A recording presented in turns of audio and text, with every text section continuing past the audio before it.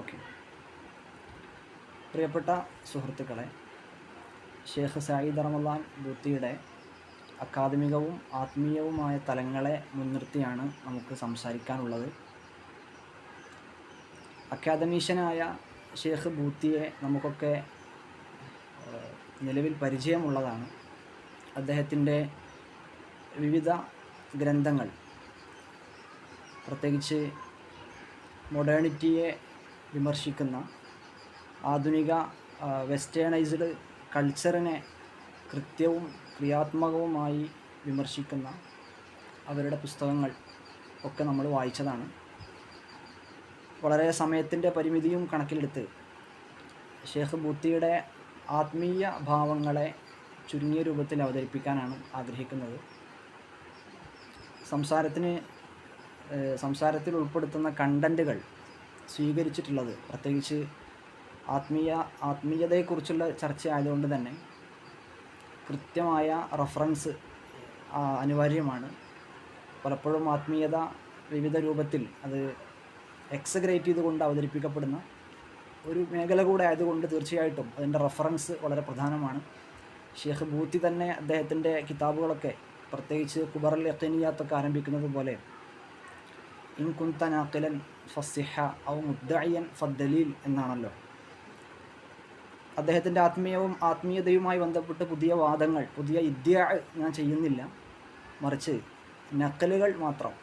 അതിന് കാര്യമായിട്ട് റഫർ ചെയ്തിട്ടുള്ളത് ഒന്ന് ഷേഖ് ബൂത്തിയുടെ തന്നെ സംസാരങ്ങളും അദ്ദേഹത്തിൻ്റെ മുഹാദറകളുമാണ്. രണ്ട്, ഏകദേശം 2 വർഷങ്ങൾക്ക് മുമ്പ് പുറത്തിറങ്ങിയ ഷേഖ് ബൂത്തിയുടെ പുത്രൻ ഷേഖ് തൗഫീഖ് റമദാൻ ബൂത്തി അവരെഴുതിയ വാലിദി കമാ അറഫ്തുഹു എന്ന പുസ്തകവും, രണ്ടാമതായി കഴിഞ്ഞ വർഷം ഷേഖ് തൗഫീഖ് റമദാൻ ബൂത്തിയുടെ പുത്രൻ ഷേഖ് ബൂത്തിയുടെ പൗത്രനുമായ മഹ്മൂദ് റമദാൻ ബൂത്തി എഴുതിയ 250ഓളം പേജുകൾ വരുന്ന അൽ ജാനിബുൽ വിജ്ദാനി ലി ഷഖ്സിയത്തി ജദ്ദി ഷേഖ് സഈദ് റമദാൻ ബൂത്തി എന്നുള്ള ബൂത്തിയുടെ ആത്മീയതയെക്കുറിച്ച് മാത്രം ഫോക്കസ് ചെയ്യുന്ന പുസ്തകവുമാണ്. ഈ 3 വിഷയങ്ങളാണ് ബൂത്തിയുടെ സംസാരങ്ങളും മറ്റു 2 പുസ്തകങ്ങളെയും മുൻനിർത്തി ബൂത്തിയുടെ ആധ്യാത്മിക വശങ്ങളെ പരിചയപ്പെടുത്താനും അദ്ദേഹത്തെ ഇഷ്ടപ്പെടുന്ന, സ്നേഹിക്കുന്ന, വായിക്കുന്ന ആളുകളിലേക്ക് ഈ സെഷൻ കഴിഞ്ഞു പോകുമ്പോൾ അദ്ദേഹത്തിൻ്റെ ജീവിതത്തിൽ നിന്നും നമ്മുടെ ജീവിതത്തിലേക്ക് പകർത്താൻ എന്തെങ്കിലുമൊക്കെ ലഭിക്കുകയാണെങ്കിൽ അത് വലിയ ഭാഗ്യമായിരിക്കുമെന്ന് സാന്ദർഭികമായി ഉണർത്തി ഞാൻ എൻ്റെ വിഷയത്തിലേക്ക് കടക്കുകയാണ്. നമുക്കറിയാം, ബൂത്തി തുർക്കിയിലാണ് അദ്ദേഹത്തിൻ്റെ ജനനം. പിന്നീട് ആ നാടിൻ്റെ സാംസ്കാരിക, സാമൂഹിക, അത്താതുർക്കിൻ്റെ ചില പ്രയാസങ്ങളൊക്കെ കാരണം അദ്ദേഹം വളരെ ചെറുപ്പത്തിൽ തന്നെ പിതാവിനോടൊത്ത് സിറിയയിലേക്ക് പലായനം ചെയ്യുന്നുണ്ട്. പൊതുവെ സിറിയക്കാരിൽ നമുക്ക് കാണുന്ന ഒരു പ്രത്യേകമായ ആത്മീയത, അതിനെക്കുറിച്ച് തദയ്യുനു ഷാമി എന്നൊരു ടൈറ്റിലൊക്കെ സാധാരണ ഉപയോഗിക്കാറുണ്ട്. എന്നാൽ സിറിയയിലെ പണ്ഡിതരിൽ നിന്ന് ഷേഖ് ബൂത്തിയെ അദ്ദേഹം വ്യത്യസ്തനാകുന്നത് പൊതുവിൽ സിറിയക്കാരിൽ കണ്ടുവരുന്ന ആത്മീയമായ പ്രത്യേകമായ ഈജിപ്തിലുള്ള പണ്ഡിതന്മാരെക്കാൾ അവരുടെ വേഷത്തിലും മറ്റു ആത്മീയമായ മേഖലകളിലെല്ലാം പ്രത്യേകമായി ഊന്നൽ കൊടുക്കുന്ന ഒരു സ്വഭാവം സിറിയക്കാരിൽ കാണാൻ കഴിയും. ഉബൂദിയത്തിൻ്റെ അല്ലെങ്കിൽ തബത്തുൽ എന്ന് പറയുന്ന അങ്ങനെയുള്ള ഒരു അവസ്ഥ നമുക്ക് അവരിൽ കാണാൻ കഴിയും. എന്നാൽ ഷേഖ് ബൂത്തിയിൽ ഇതെല്ലാം നമ്മൾ കാണുന്നുണ്ട്. അതോടൊപ്പം തന്നെ നമ്മൾ ആധുനിക വിദ്യാഭ്യാസം എന്ന് വിളിക്കുന്ന, അല്ലെങ്കിൽ മോഡേൺ എഡ്യൂക്കേഷൻ, വെസ്റ്റേൺ എഡ്യൂക്കേഷൻ എന്നൊക്കെ പറയുന്ന ആധുനിക ഇസങ്ങളെക്കുറിച്ചും എപ്പിസ്റ്റമോളജികളെക്കുറിച്ചും ഐഡിയോളജികളെക്കുറിച്ചും ഒക്കെ ആഴത്തിൽ പഠനം നടത്തുകയും അക്കാദമികമായി പിന്നെ സിറിയയിലെ ജാമിഅത്തു ദിമഷ്കിൽ പഠിച്ച് പിന്നീട് അസ്ഹറിൽ പഠിച്ച് അവിടുന്ന് മാസ്റ്റേഴ്സും PhD ഒക്കെ കംപ്ലീറ്റ് ചെയ്ത് വീണ്ടും ഡമസ്കസിലെ ജാമിഅത്തു ദിമഷ്കിൻ്റെ കുല്ലിയത്തു ശരിയയുടെ ഹെഡായി മാറി അവിടുത്തെ ഡയറക്ടറായി ഇങ്ങനെ ഒരു അക്കാദമികമായ വഴിയിലൂടെ സഞ്ചരിക്കുക എന്നുള്ള ഒരു പ്രത്യേകത ഷേഖ് ബൂത്തിയിൽ നമ്മൾ കാണുന്നുണ്ട്. ഈ 2 ഭാവങ്ങളെയും അദ്ദേഹത്തിൽ കാണുന്നത് കൊണ്ടാണ് അക്കാദമീഷ്യനായ ബൂത്തിയെക്കുറിച്ച് നമുക്ക് അറിവുള്ളത് കൊണ്ടുകൂടെയാണ് അവരുടെ ആത്മീയമായ ഭാവങ്ങളെക്കുറിച്ച് കൂടുതൽ സംസാരിക്കണം എന്ന് തോന്നിയത്. ഒന്നാമതായി ബൂത്തിയുടെ ആധ്യാത്മികവും അക്കാദമികവുമായ ജീവിതത്തെ പ്രധാനമായിട്ടും സ്വാധീനിച്ചിട്ടുള്ളത് 3 ഘടകങ്ങളാണ്. ഒന്ന് അദ്ദേഹത്തിൻ്റെ പ്രിയപ്പെട്ട പിതാവായ ഷെയ്ഖ് മുല്ല റമദാൻ ബൂത്തിയുടെ ജീവിതമാണ്. അദ്ദേഹം നഖ്ശബന്ദി ത്വരീഖത്ത് ഫോളോ ചെയ്യുന്ന ഒരു പണ്ഡിതനായിരുന്നു. മാത്രമല്ല രണ്ടാമതായി ബൂത്തിയെ സ്വാധീനിക്കുന്നത് അദ്ദേഹത്തിൻ്റെ ഗുരുനാഥനായ ഷെയ്ഖ് ഹസൻ ഹബന്നക്ക അൽ മൈദാനി എന്നുള്ള പണ്ഡിതനും, മൂന്നാമതായി അദ്ദേഹത്തിൻ്റെ അക്കാദമിക ജീവിതം കുറച്ചുകൂടെ പുഷ്കലമാകുന്നതിൽ സഹായിച്ചത് അദ്ദേഹം തന്നെ അവരുടെ ഒരു അഭിമുഖത്തിൽ പങ്കുവെക്കുന്നുണ്ട്, ഈജിപ്തിലെ അദ്ദേഹത്തിൻ്റെ പഠനകാലം, അസ്ഹറിലെ അവരുടെ പഠനകാലമാണ്. ഷെയ്ഖ് മുല്ല റമദാൻ ബൂത്തി അദ്ദേഹത്തിൻ്റെ ഏക ഒരു പുത്രനായിരുന്നു ഷെയ്ഖ് ബൂത്തി. സ്വാഭാവികമായിട്ടും ഏതൊരു പിതാവിൻ്റെയും ആഗ്രഹം തൻ്റെ മകൻ വളരണം, നന്നാവണം. അങ്ങനെ ഉള്ളതുപോലെ തന്നെ മുല്ല റമദാൻ ബൂത്തിയും അങ്ങനെ ആഗ്രഹിക്കുകയും തൻ്റെ മകൻ ഇൽമും തസ്കിയത്തും സമ്മിശ്രമായി സമ്മേളിച്ച ഒരു പണ്ഡിതനായിട്ട് വളരണമെന്നായിരുന്നു അദ്ദേഹത്തിൻ്റെ ആഗ്രഹം. അഥവാ നമുക്കറിയാം, നമ്മൾ ഇന്നൊക്കെ പല ആളുകളെയും മുഫക്കിർ ഇസ്ലാമി അല്ലെങ്കിൽ ഫൈലസൂഫ് ഇസ്ലാമി എന്നുള്ള ടൈറ്റിലുകളൊക്കെ നമ്മൾ കാണുന്ന പല ആളുകളും അവർ അത്തരം മേഖലകളിലൊക്കെ വളരെ നന്നായിട്ട് രംഗത്തുള്ളവരാണെങ്കിലും പുസ്തകങ്ങളും രചനകളും മറ്റു അങ്ങനെയുള്ള ഒരുപാട് കാര്യങ്ങളിൽ എൻഗേജ് ചെയ്യുന്നവരാണെങ്കിലും പലപ്പോഴും അവരുടെ വ്യക്തിജീവിതം അല്ലെങ്കിൽ തെർബിയത്തിൻ്റെ അംശങ്ങൾ, തസ്കിയത്തിൻ്റെ അംശങ്ങളൊക്കെ കുറഞ്ഞു പോകുന്ന ഒരു രീതി കാണാറുണ്ട്.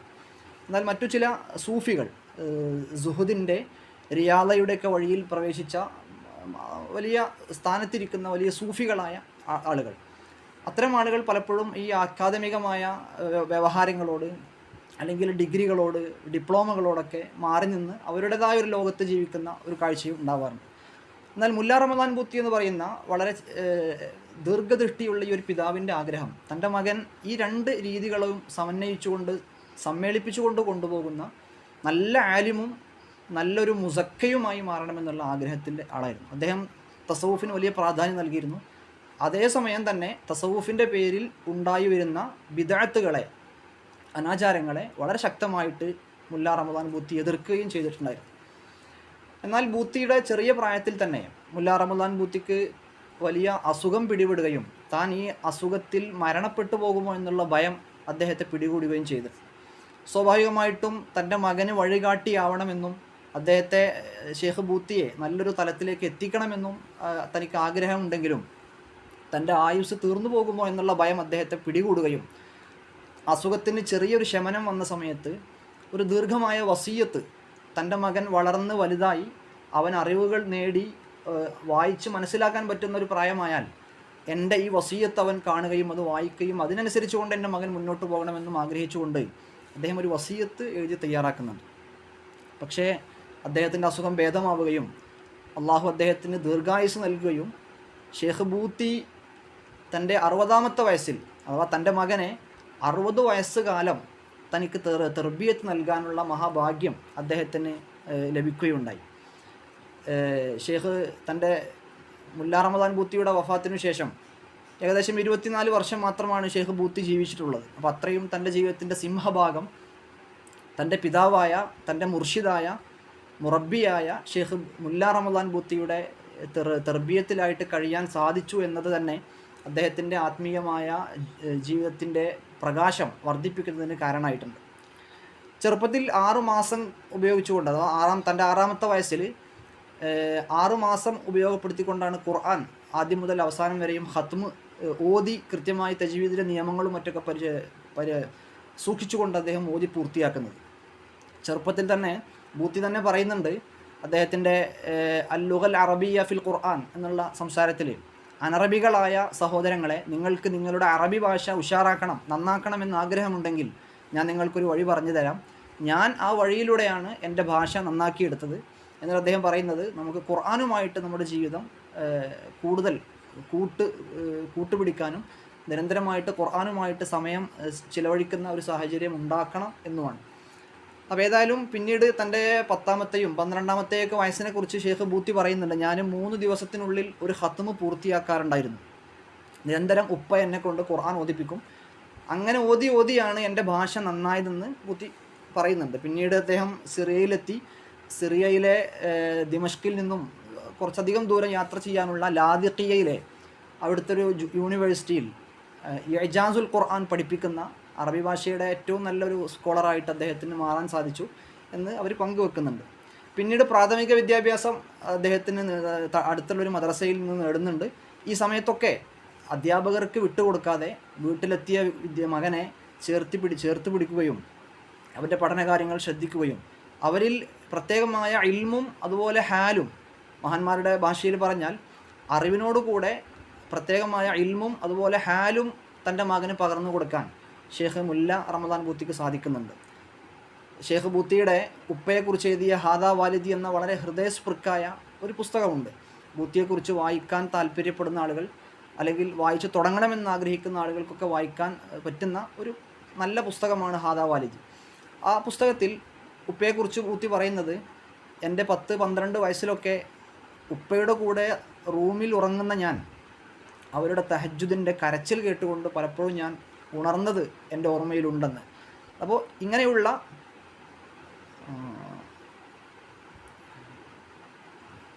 സംസാരം കേൾക്കാത്ത പ്രശ്നമുണ്ടോ?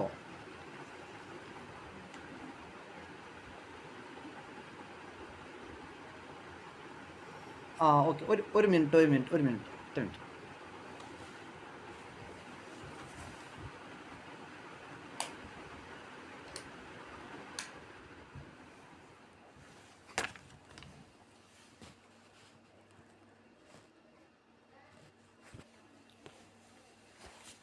അപ്പോൾ ഉപ്പയുടെ തഹജ്ജുദ് നിസ്കാരത്തെക്കുറിച്ചും ഉപ്പയുടെ കരച്ചിലിനെ കുറിച്ചൊക്കെ ബൂത്തി തൻ്റെ ജീവിതത്തിൽ അത് വലിയ സ്വാധീനം ചെലുത്തിയതായിട്ട് അദ്ദേഹം പറയുന്നുണ്ട്.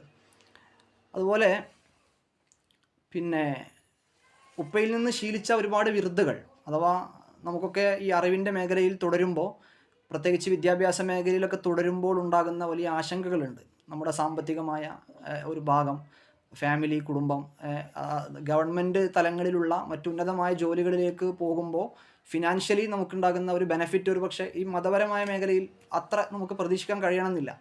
എന്നാൽ അങ്ങനത്തെ ആശങ്കകളൊക്കെ തൻ്റെ ജീവിതത്തിൽ ഉണ്ടാകാൻ സാധ്യതയുള്ളത് കൊണ്ട് ഏതു പ്രയാസങ്ങളുണ്ടായാലും ഈ മേഖലയിൽ തന്നെ ഉറച്ചു നിൽക്കണം എന്നുള്ള ഒരു മെസ്സേജ് തൻ്റെ മകന് പകർന്നു നൽകാൻ ചില വിരുദ്ധകളൊക്കെ ഉപ്പ മകന് നൽകുന്നുണ്ട്. അതിൽ വളരെ പ്രധാനപ്പെട്ട ഒരു വിരുദ്ധായിരുന്നു, പിന്നെ തുമ്മിക്കഴിഞ്ഞാൽ, താല്പര്യമുള്ള ആളുകൾക്കത് തുടരാവുന്നതാണ്, തുമ്മിക്കഴിഞ്ഞാൽ ഷെയ്ഖ് മുല്ല റമദാൻ ബൂത്തി പറയാറുള്ള ഒരു പ്രാർത്ഥനയാണ്, അല്ലാഹുമ്മ ർസുഖ്നി മാ ലാ യക്ഫിനി വബൈത യഹ്വീനി വഹ്ഫദ് അലയ്യ അഖ്ലി വദീനി വക്ഫിനി ശർറ മൻ യുദീനി എന്നുള്ള ഒരു പ്രാർത്ഥന. ഇത് ഇആനത്തു ത്വാലിബീനിലൊക്കെ ഉദ്ധരിക്കപ്പെട്ട ഒരു ദുആയാണ്. ഷെയ്ഖ് ബൂത്തി തൻ്റെ ജീവിതത്തിൻ്റെ അവസാനം വരെ അത് തുടരുകയും തൻ്റെ മക്കളോടും പേരമക്കളോടുമൊക്കെ ഈ ഒരു ദുആ ജീവിതത്തിൽ പതിവാക്കണമെന്ന് വളരെ നിർബന്ധപൂർവം അദ്ദേഹം ഫോഴ്സ് ചെയ്യാറുണ്ടായിരുന്നു എന്ന് മഹ്മൂദ് റമദാൻ ബൂത്തി അദ്ദേഹത്തിൻ്റെ പുസ്തകത്തിൽ പങ്കുവെക്കുന്നുണ്ട്. അപ്പോൾ ഇങ്ങനെയുള്ള ഒരുപാട് പിന്നെ വിർദുകൾ ഉപ്പയിൽ നിന്ന് അദ്ദേഹം മനസ്സിലാക്കുന്നു. അതുപോലെ വിദ്യാഭ്യാസ സ്ഥാപനത്തിൽ നിന്ന് വീട്ടിൽ വന്നു കഴിഞ്ഞാൽ ഉപ്പയിൽ നിന്നാണ് അൽഫിയ അദ്ദേഹം ഓതുന്നത്. 1 വർഷം കൊണ്ട് അദ്ദേഹം അൽഫിയ പഠനം പൂർത്തിയാക്കുന്നു. അൽഫിയ പഠനം അതോടൊപ്പം തന്നെ ഇഹിയ ഒസാലിമാമിൻ്റെ ഇഹിയ അദ്ദേഹം പിതാവിൽ നിന്ന് ഓതുന്നുണ്ട്. ഇങ്ങനെയുള്ള എന്താ പറയുക, ഈ എല്ലാ ഒരു ഭാഗത്ത് നെഹ്വിൻ്റെ കിതാബുകൾ പഠിക്കുമ്പോൾ മറുഭാഗത്ത് പിന്നെ യഹിയ പോലെയുള്ള ഒരു ഗ്രന്ഥത്തിൻ്റെ ആഴം അദ്ദേഹം ഗുരുനാഥനായ തൻ്റെ പിതാവിൽ നിന്ന് തന്നെ അദ്ദേഹത്തിന് മനസ്സിലാക്കാൻ സാധിക്കുന്നുണ്ട്. അതുപോലെ ഉപ്പയുടെ ഒരു പ്രത്യേകമായ രീതി, ചെറുപ്പത്തിൽ തന്നെ നമുക്കറിയാം സിറിയ എന്ന് പറയുന്നത് ഒരുപാട് മഹത്തുക്കളാൽ സമ്പുഷ്ടമായ മണ്ണാണ്.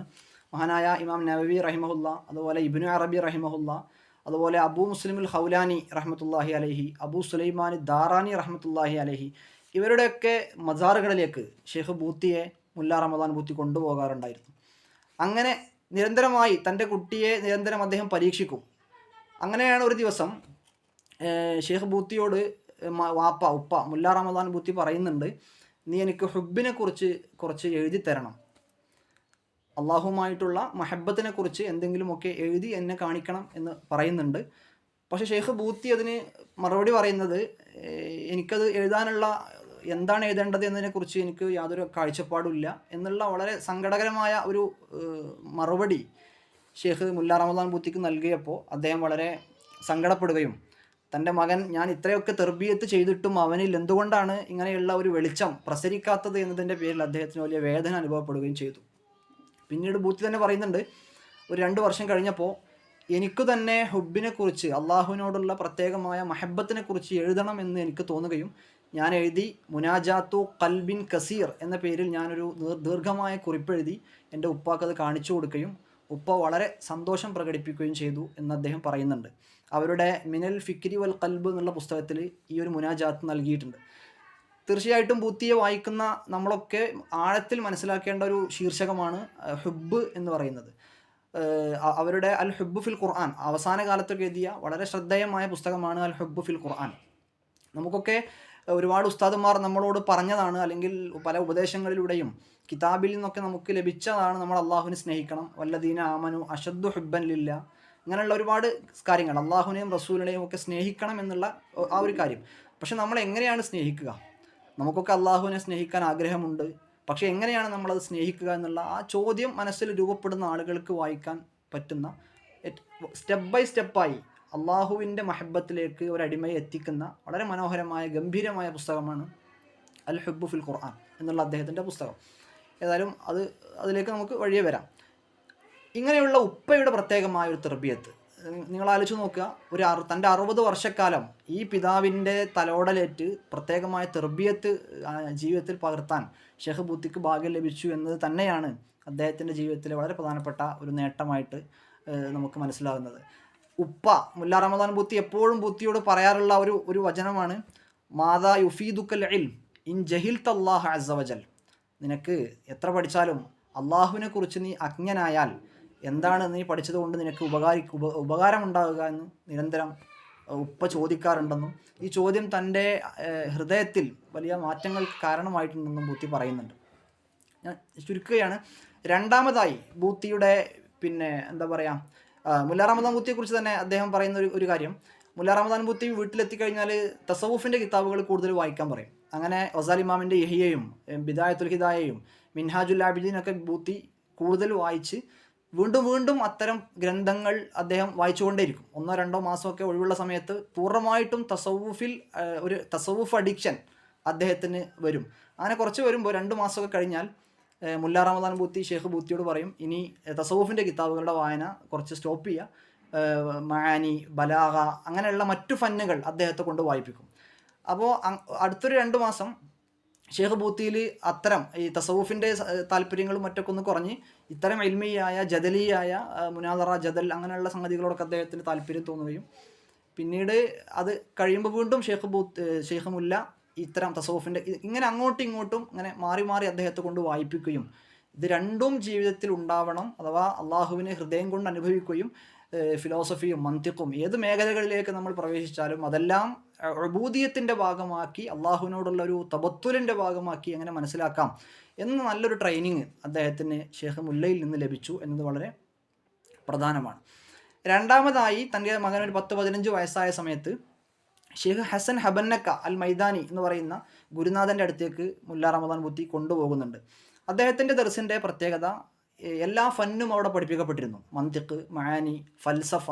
എന്നാൽ അതേസമയം ഷെയ്ഖ് മുല്ലയെക്കുറിച്ച് പറഞ്ഞതുപോലെ തന്നെ ഷെയ്ഖ് ഹസൻ ഹബന്നക്ക വലിയ ആബിദായിരുന്നു. ദീർഘനേരം ഇബാദത്ത് ചെയ്യുകയും എന്നാൽ അദ്ദേഹത്തിൻ്റെ ഇബാദത്ത് മറ്റുള്ള സാഹിദീങ്ങളെപ്പോലെ അല്ലെങ്കിൽ റിയാദയിലിരിക്കുന്ന സൂഫികളെപ്പോലെ മറ്റു മേഖലകളിൽ നിന്നൊക്കെ അന്യം നിന്നുകൊണ്ടുള്ള ഒരു ഇബാദത്ത് ആയിരുന്നില്ലെന്നും തൻ്റെ കാലത്ത് ജീവിച്ച നിരീശ്വരവാദികൾ, ലിബറൽ ആളുകൾ ഇവരോടൊക്കെ കിതാബുകൾ എഴുതിയും സംസാരിച്ചുകൊണ്ടും എൻഗേജ് ചെയ്ത ഒരു പണ്ഡിതൻ, എന്നാൽ അതേസമയം ആബിദായ സാഹിദായ ഒരു ആലിമുമായിരുന്നു ഷെയ്ഖ് ഹസൻ ഹബന്നക്ക അൽ മൈദാനി. അവരുടെ ദർസിലേക്ക് കൊണ്ടുപോകുമ്പോഴാണ് ഷെയ്ഖ് ബൂത്തിയോട് പറഞ്ഞ വളരെ ശ്രദ്ധേയമായ ഒരു സ്റ്റേറ്റ്മെൻറ്റ്, ഇഅ്ലം യാ ബുനയ്യ അന്നനി ലൗ അറഫ്തു അന്ന ത്വരീഖൽ മൂസില ഇലല്ലാഹി യക്മുനു ഫീ കസ്ഹിൽ ഖുമാമ മിന തുറുഖ് ലജഅൽതു മിൻക സബ്ബാലൻ വലാകിന്നി നളർതു ഫവജദ്തു അന്ന ത്വരീഖൽ മൂസില ഇലല്ലാഹി ഹുവൽ ഇൽം. അള്ളാഹുലേക്ക് എത്തിക്കുന്ന വഴി, ഏറ്റവും ലളിതമായ വഴി ഇൽമാണ് എന്ന ബോധ്യത്തിൽ നിന്നുകൊണ്ടാണ് ഞാൻ നിന്നെ കൊണ്ടുപോയി ആക്കുന്നത് എന്ന് ഷെയ്ഖ് ബൂത്തിയോട് പറയുന്നുണ്ട്. ഷെയ്ഖ് ഹസൻ ഹബന്നക്കയിൽ നിന്നാണ് അദ്ദേഹം ഹിക്കം ഓതുന്നത്, കിതാബുൽ ഹിക്കം. ബുത്തിയുടെ ദർസുകളിൽ, ഓൺലൈനിൽ ലഭ്യമായ ദർസുകളിൽ ഏറ്റവും ഹൃദയസ്പൃക്കായിട്ട്, ഹൃദയഹാരിയായിട്ട് നമുക്ക് അനുഭവിച്ചുകൊണ്ട് ആസ്വദിച്ചുകൊണ്ട് നമ്മുടെ ജീവിതത്തിലൊക്കെ ചില മാറ്റങ്ങൾക്ക് പോലും കാരണമാകുന്ന രൂപത്തിൽ കേൾക്കാൻ പറ്റുന്ന, അനുഭവിക്കാനും ആസ്വദിക്കാനും ജീവിതത്തിൽ പകർത്താനും പറ്റുന്ന വളരെ ശ്രദ്ധേയമായ ക്ലാസ്സാണ് ഷേഖ് കിതാബുൽ ഹിക്കമിൻ്റെ ക്ലാസ് ഒരുപാട് ആളുകൾ കേട്ടിട്ടുണ്ടാവും. ഈ ഷേഖ് ഹസൻ ഹബന്നക്കയുടെ ഒരു പ്രത്യേകത, അദ്ദേഹത്തിൻ്റെ ദർസിൽ പഠിച്ച പലരും ഈ ബൂത്തിയുടെ ഒരു മൻഹജുള്ള ആളുകളാണ്. അതെന്ന് പറഞ്ഞാൽ ഈ അക്കാദമികവും ആത്മീയവുമായ വഴികളെ ചേർത്ത് പിടിച്ച ഒരുപാട് ഡോക്ടറേറ്റ് നേടിയ പണ്ഡിതന്മാർ. ഇപ്പോൾ ഷേഖ് മുസ്തഫ ഹന്ന്, അതുപോലെ ഷേഖ് മുസ്തഫൽ ബുഗ, ഡോക്ടർ മുസ്തഫൽ ബുഗ, ഡോക്ടർ മുസ്തഫൽ ഹന്ന് ഉൾപ്പെടെയുള്ള ഒരുപാട് ദക്തൂറന്മാരായ കുറേ സ്കോളേഴ്സിനെ, സൂഫികളും അക്കാദമീഷ്യൻസുമായ പണ്ഡിതന്മാരെ ഷേഖ് ഹസൻ ഹബന്നക്കയുടെ ദർസിൽ കാണാൻ കഴിയും. ഹസൻ ഹബന്നയെ കുറിച്ച് കൃത്യമായിട്ടൊരു പിക്ചർ കിട്ടാൻ സിറിയയുടെ ഒരു അന്നത്തെ ഒരു ചിത്രം നമ്മൾ മനസ്സിലാക്കേണ്ടതുണ്ട്. എന്ന് പറഞ്ഞാൽ ഈ സിറിയ ഓട്ടമൻ എംപയറിൻ്റെ തകർച്ച വന്നതിന് ശേഷം സിറിയയിൽ ഇൽമിൻ്റെ കുറേ കുടുംബങ്ങളുണ്ടായിരുന്നു. ഇപ്പോൾ ഉദാഹരണമായിട്ട് ആലു കൂസ്ബറി, അവർ അവിടുത്തെ മുഹദ്ദിസീങ്ങളായിരുന്നു. ദിമഷ്കിലെ ബാബു നസറിൽ ഹദീസ് പഠിപ്പിച്ചു കൊടുത്തിരുന്ന ആളുകൾ അവരായിരുന്നു. അതുപോലെ ഖത്തീബ് എന്ന പേരിൽ അറിയപ്പെട്ട കുടുംബം എന്ന് പറഞ്ഞാൽ മുജീറുദ്ദീൻ ഖത്തീബിനെ പോലെ ഇന്നും ആ കുടുംബത്തിലുള്ള ആളുകൾ ജീവിച്ചിരിക്കുന്നുണ്ട്. അവർ ദിമഷ്കിലെ പള്ളികളിലെ ഖത്തീബുമാരായിരിക്കും. ഇങ്ങനെ ഇൽമിയായ കുറേ കുടുംബങ്ങൾ, ഇപ്പോൾ നമ്മുടെ നാട്ടിലുള്ള അറക്കൽ കുടുംബം, അങ്ങനെയുള്ള ഓടക്കൽ ഫാമിലി, ഇങ്ങനെയൊക്കെ ഉള്ളതുപോലെയുള്ള ഒരു രീതിയായിരുന്നു അവിടെ ഉണ്ടായിരുന്നത്. എന്നാൽ ഓട്ടോമൻ എംപയർ തകരുകയും സിറിയ ഫ്രാൻസിൻ്റെ കോളനിയായി മാറുകയും ചെയ്ത സമയത്ത് ഇത്തരം ഫാമിലികളിലൊക്കെ വലിയ പ്രതാപം നഷ്ടപ്പെടുകയും വ്യക്തികളിലേക്ക് ഇൽമ് കേന്ദ്രീകരിക്കപ്പെടുകയും ചെയ്തു. അതിൽ 1930കളിലൊക്കെയാണ് ജീവിച്ച വളരെ ശ്രദ്ധേയനായ, ഇന്ന് ജീവിച്ചിരിക്കുന്നവരും സമീപകാലത്ത് മരണപ്പെട്ടു പോയവരുമായ മുഴുവൻ സിറിയൻ പണ്ഡിതന്മാരുടെയും ഗുരുപരമ്പര കടന്നു പോകുന്ന ഒരു മഹാ മുഹദ്ദിസാണ് ഷേഖ് ബദറുദ്ദീൻ അൽ ഹുസൈനി റഹ്മത്തുള്ളാഹി അലൈഹി. അവരുടെ പ്രധാനപ്പെട്ട 2 ശിഷ്യന്മാരാണ് ഷേഖ് അലിയുദ്ദഖർ, അതുപോലെ ഷേഖ് ഹാഷിം ഖത്തീബ് എന്ന 2 ശിഷ്യന്മാർ. ഈ 2 ശിഷ്യന്മാരിലൂടെ ഷേഖ് ബദറുദ്ദീൻ അൽ ഹുസൈനിയിലേക്ക് എത്തിയ 3 പണ്ഡിതന്മാരാണ്. ഒന്ന് ഷേഖ് ഹസൻ ഹബന്നക്കൽ മൈദാനി, 2 ഷേഖ് സാലിഹ് ഫർഫൂർ, 3 ഷേഖ് അബ്ദുൽ കരീം റിഫായി. ഇതിൽ ഇവർ 3 പേരും ഷേഖ് ബദറുദ്ദീൻ ഹുസൈനി റഹ്മത്തുള്ളാഹി അലൈഹിയുടെ ശിഷ്യരാണ്. ഷേഖ് ഹസൻ ഹബന്നക്ക അദ്ദേഹം മഅഹദു തൗജീഹിൽ ഇസ്ലാമി എന്ന പേരിൽ ഒരു സ്ഥാപനം ആരംഭിക്കുകയും ഷേഖ് സാലിഹ് ഫർഫൂർ മഅഹദുൽ ഫത്ഹിൽ ഇസ്ലാമി എന്ന പേരിൽ ഒരു സ്ഥാപനം ആരംഭിക്കുകയും ഷേഖ് റിഫായി, അബ്ദുൽ കരീം റിഫായി, അദ്ദേഹത്തിൻ്റെ മസ്ജിദ് സയ്യിദ് ബിൻ സാബിത്ത്, അദ്ദേഹത്തിൻ്റെ പള്ളിയിൽ ദഅവി പ്രവർത്തനങ്ങളുമായിട്ട് തുടർന്നു വരികയും ചെയ്തു. പിന്നീട് ഈ ഷേഖ് ഹസൻ ഹബന്നക്കയുടെ ദർസിലാണ് ഷേഖ് ബൂത്തി ഉൾപ്പെടെയുള്ള, മുസ്തഫ ഹന്ന് ഉൾപ്പെടെയുള്ള, മുസ്തഫ ബുഗ ഉൾപ്പെടെയുള്ള ആളുകൾ പഠിക്കുന്നതും അവർ പിന്നീട് അസ്ഹറിൽ പോയിട്ട് ഡോക്ടറേറ്റ് നേടുകയും ചെയ്യുന്നത്. അതേസമയം ഈ സാലിഹ് ഫർഫൂർ അവരുടെ ദർസിൽ നിന്ന് പഠിച്ച അക്കാദമീഷ്യന്മാരായിട്ട് നമ്മൾ അധികം പേരെ കാണുന്നില്ലെങ്കിലും ആത്മീയമായ വലിയ ലോകത്തെത്തിയ ഷേഖ് അബ്ദുർ റസാഖ് അൽ ഹലബിയെ പോലെ, ഷേഖ് അദീബ് അൽ കല്ലാസ് റഹ്മത്തുള്ളാഹി അലൈഹി പോലെയുള്ള ഒരുപാട് ആളുകൾ അദ്ദേഹം വളർത്തിയെടുക്കുകയുണ്ടായി. അതുപോലെ ഷേഖ് അബ്ദുൽ കരീം റിഫായിയുടെ 2 മക്കളാണ് ഷേഖ് സാരിയ റിഫായി. അടുത്ത കാലത്ത് അദ്ദേഹം മരണപ്പെട്ടു പോയി. ഇന്ന് ജീവിച്ചിരിക്കുന്ന സിറിയയുടെ മുഫ്തിയായ ഷേഖ് ഉസാമ റിഫായി ഉൾപ്പെടെയുള്ള ആളുകൾ. അപ്പോൾ ഇങ്ങനെയുള്ള ഷേഖ് ഹസൻ ഹബന്നക്ക അൽ മൈദാനി റഹ്മത്തുള്ളാഹി അലൈഹിയുടെ പ്രത്യേകമായ ഒരു തർബിയത്ത് ബൂത്തിക്ക് ലഭിച്ചു എന്നതാണ് അദ്ദേഹത്തിൻ്റെ ജീവിതത്തെ രണ്ടാമതായിട്ട് സ്വാധീനിച്ച ഘടകം. മൂന്നാമതായിട്ട് അസ്ഹറിലെ അവരുടെ ജീവിതമാണ്. അസ്ഹറിൽ അവരുടെ തിസീസിൻ്റെ മുഷ്രിഫായിരുന്ന ഷേഖ് മുസ്തഫ അബ്ദുൽ ഖാലിഖ് ഉൾപ്പെടെയുള്ള, അതുപോലെ ഷേഖ് മുഹമ്മദ് അബൂസഹറ, അതുപോലെ ഷേഖ് കിഷ്ക്, പ്രഭാഷകനായിരുന്ന അന്ധനായിരുന്ന ഷേഖ് കിഷ്ക്, അതുപോലെ ഷേഖ് മുത്തവല്ലി ഷാറാവി ഉൾപ്പെടെയുള്ള ആളുകളുമായിട്ടുള്ള സാമീപ്യം, അതുപോലെ നിരന്തരമായിട്ടുള്ള അദ്ദേഹത്തിൻ്റെ സിയാറത്തുകൾ, പ്രത്യേകിച്ച് ഇമാം ഷാഫിഈ, അതുപോലെ ബൂത്തി എപ്പോഴും പാരായണം ചെയ്യാറുള്ള ഖസീദകളാണ് ഷേഖ് ഉമറുൽ ഫാരിദ്, ഇബ്നു ഫാരിദ് റഹിമഹുല്ലയുടെ ഖസീദകൾ. പലപ്പോഴും അദ്ദേഹത്തിൻ്റെ പുസ്തകങ്ങൾ വായിക്കുമ്പോൾ, അനുഭവങ്ങൾ വായിക്കുമ്പോൾ തോന്നാറുണ്ട് ബൂത്തിയിൽ ഹുബ്ബ്, അൽ മഹബത്ത് ഹൈമനത്ത് ഫി കിയാനി എന്നൊക്കെ അദ്ദേഹം അങ്ങനെ പറയാറുണ്ട്. അപ്പോൾ അതിൽ ഈ ഹുബിൻ്റെ അംശങ്ങൾ അദ്ദേഹത്തിലേക്ക് കൂടുതൽ ഇങ്ങനെയുള്ളൊരു പ്രണയാർദ്രമായ, അള്ളാഹുവുമായിട്ടുള്ളൊരു പ്രണയാർദ്രമായ അവസ്ഥയിലേക്ക് അദ്ദേഹം നീങ്ങാനുള്ള ഒരു പ്രധാനപ്പെട്ട കാരണം ഇബ്നു ഫാരിദ് റഹിമഹുല്ലയും അവരോടുള്ള മഹബത്തും അവരുടെ ഖസീദകളോടുള്ള പ്രണയമാണെന്നൊക്കെ തോന്നാറുണ്ട്. ഏതായാലും ഇങ്ങനെയുള്ള ഒരുപാട് അനുഭവങ്ങൾ, ഈജിപ്തിലെ ജീവിതം, അദ്ദേഹം പറയുന്നുണ്ട് അസറിന് ശേഷം, അസർ ജമാഅത്തിന് ശേഷം മസ്ജിദുൽ ഹുസൈനിലായിരിക്കും ബൂത്തി ഉണ്ടാവുക. അവിടെ ഖുർആൻ ഓതി മഗ്രിബ് വരെ ഖുർആൻ ഓതിയിരിക്കും. മഗ്രിബ് കഴിഞ്ഞ് കുറച്ചും കൂടെ ഖുർആൻ ഓതി ഇശ ജമാഅത്ത് നിസ്കരിച്ച് സിയാറത്ത് ചെയ്ത് അങ്ങനെയാണ് അദ്ദേഹം വീട്ടിലേക്ക് ഉണ്ടായിരുന്നത്. ഇത് അദ്ദേഹത്തിൻ്റെ ഒരു ജീവിതത്തിൻ്റെ റൂട്ടീനായിരുന്നു. പലപ്പോഴും അവിടെ വെച്ചുകൊണ്ട് ഒരുപാട് മഹാന്മാരെ കണ്ടുമുട്ടാനും ബൂത്തിയെ മറ്റു പലർക്ക് കണ്ടുമുട്ടാനും. ഇപ്പോൾ ഇന്ന് ജീവിച്ചിരിക്കുന്ന ഷെയ്ഖ് ഹസൻ ഹീത്തു അദ്ദേഹം പറയുന്നുണ്ട്, ഞാൻ അസ്ഹറിൽ പഠിക്കുന്ന കാലത്ത് ഷെയ്ഖ് ബൂത്തി അവിടെ ഒരു PhD സ്കോളറായിട്ട് അവിടെ ഉള്ള സമയമാണ്. ഞാൻ അദ്ദേഹത്തെ ഷെയ്ഖ് മസ്ജിദ് ഹുസൈനിലേക്ക് കാണാൻ പോവുകയും അവിടെ അദ്ദേഹത്തോട് വിശദമായിട്ട് സംസാരിക്കാൻ സമയം കണ്ടെത്തുകയൊക്കെ ചെയ്യാറുണ്ട്.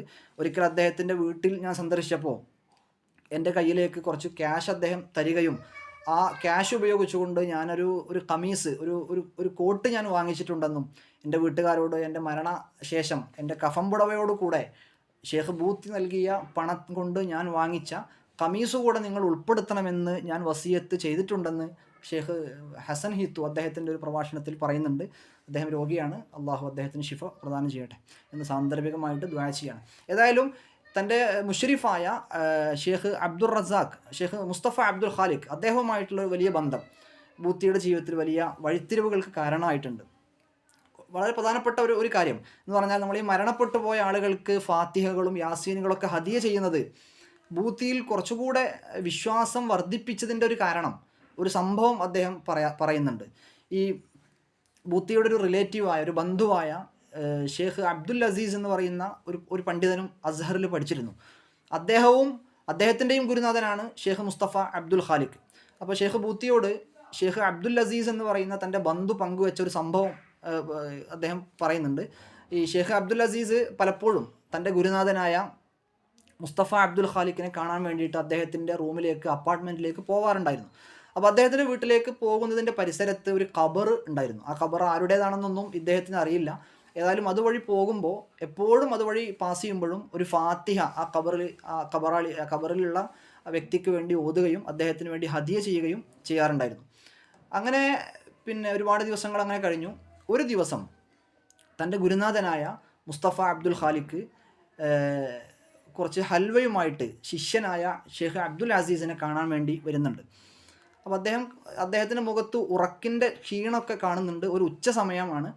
അപ്പോൾ ശിഷ്യൻ ചോദിച്ചു, എന്താണ് ഉസ്താദ് ഇപ്പോൾ ഈ നേരത്ത് ഇവിടെ വരാനുള്ള കാരണം എന്താണെന്ന് ചോദിച്ചപ്പോൾ ഷെയ്ഖ് മുസ്തഫ അബ്ദുൽ ഖാലിഖ് അദ്ദേഹത്തോട് പറയുന്നത്, ഞാൻ ഉറങ്ങിക്കിടക്കുകയായിരുന്നു. ഉറങ്ങിയപ്പോൾ എൻ്റെ ഉപ്പയെ ഞാൻ സ്വപ്നത്തിൽ ദർശിച്ചു.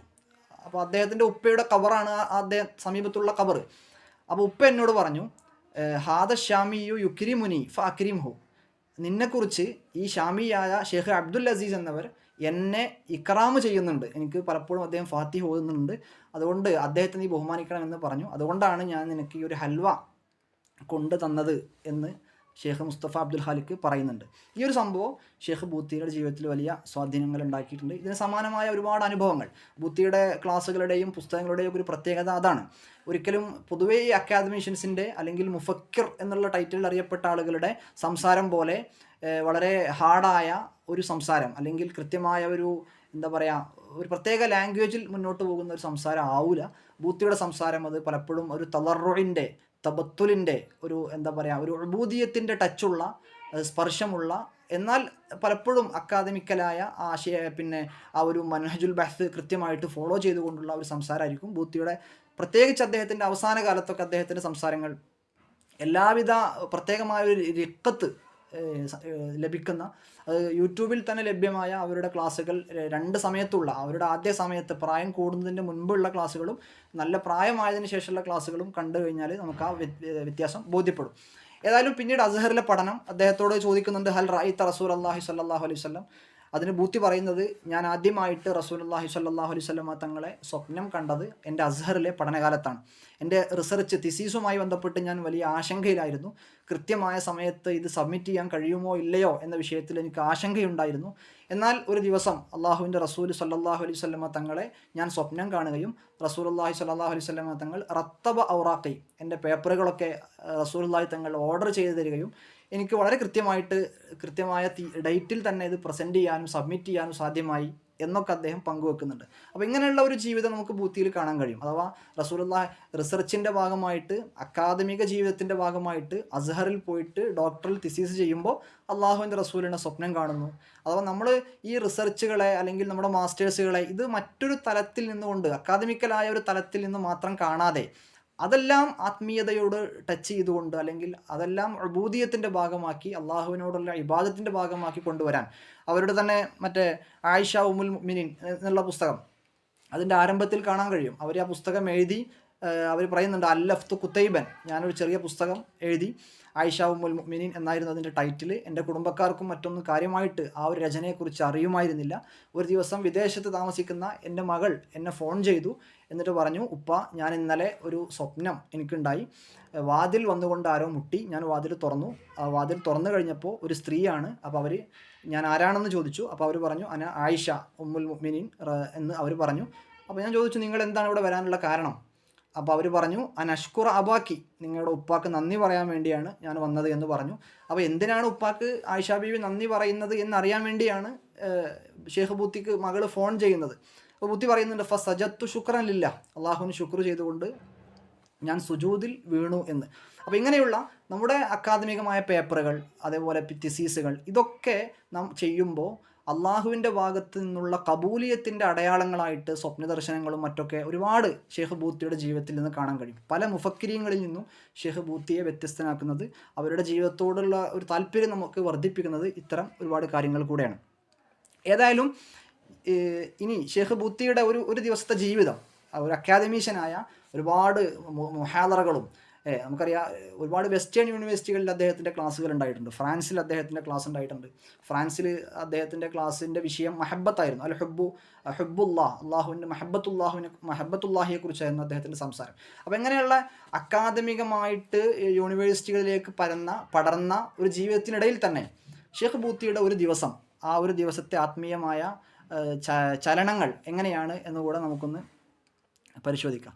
അദ്ദേഹത്തിൻ്റെ അതിനു മുമ്പ് അദ്ദേഹം PhD ഒക്കെ കഴിഞ്ഞ് നാട്ടിൽ തിരിച്ചെത്തി ജാമിഅത്ത് ദിമഷ്കിൻ്റെ ഉത്തരവാദിത്തപ്പെട്ട ഒരു പോസ്റ്റിൽ അദ്ദേഹം ഇരിക്കുകയും അതേ സമയത്ത് തന്നെ സ്വാലിഹീങ്ങളോടുള്ള അദ്ദേഹത്തിൻ്റെ വളരെ പ്രത്യേകമായിട്ട് എടുത്തു പറയേണ്ട ഒരു ഘടകം, അവരുടെ വളർച്ചയുടെ വളരെ പ്രധാനപ്പെട്ട ഒരു കാരണം സ്വാലിഹീങ്ങളോടുള്ള ഒരു സ്നേഹമാണ് നമുക്ക് കാണാൻ കഴിയും. അന്ന് സിറിയയിൽ ജീവിച്ചിരുന്ന ഷെയ്ഖ് അബ്ദുറഹ്മാൻ ഷാഹൂരിയെ പോലെ, ഷെയ്ഖ് അദീബ് അൽ കല്ലാസിനെ പോലെ റഹിമഹുല്ല, അബ്ദുർ റസാഖ് അൽ ഹലബി റഹ്മത്തുല്ലാഹി അലൈഹി, അബുൽ ഹസൻ അൽ ഖുർദി റഹ്മത്തുല്ലാഹി അലൈഹി, ഹിഷാമുൽ ബുർഹാനി റഹ്മത്തുല്ലാഹി അലൈഹി, മുഹമ്മദ് സുക്കർ റഹ്മത്തുല്ലാഹി അലൈഹി, ഇവരോടൊക്കെ വലിയ ബന്ധം, അതുപോലെ ഒരുപാട് മജ്ദൂബീങ്ങളായ പ്രത്യേകമായ ജദ്ബിൻ്റെ അവസ്ഥയിലേക്ക് എത്തിയ ആളുകളോടൊക്കെ അദ്ദേഹത്തിനുണ്ടായിരുന്ന അദബ്, പ്രത്യേകമായ ഒരു പരിഗണന, ഇതൊക്കെ ബൂത്തിൽ നമുക്ക് കാണാൻ കഴിയും. എന്ന് പറഞ്ഞാൽ പൊതുവേ ഈ അക്കാദമീഷ്യൻസിൽ ഉണ്ടാകുന്ന പൊതുവെ ഈ ആത്മീയമായ ചർച്ചകളോട്, അല്ലെങ്കിൽ ഈ കശ്ഫ്, ജദ്ബ് തുടങ്ങിയ വാക്കുകളോട്, തസവുഫ് എന്നുള്ള പദങ്ങളോട് പോലും ഒരു ഖറാബത്ത്, ഒരു വഹ്ശത്ത്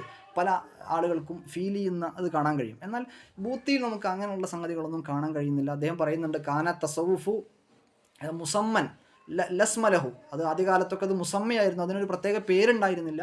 എന്നാൽ ഇന്ന് തസവുഫ് എന്ന് പറയുന്നത് അതൊരു ഇസ്മായി മാറുകയും മുസമ്മയില്ലാത്ത ഒരു ഇസ്മായിട്ട് മാറിയിട്ടുണ്ടെന്നൊക്കെ അദ്ദേഹം പറയാറുണ്ട്.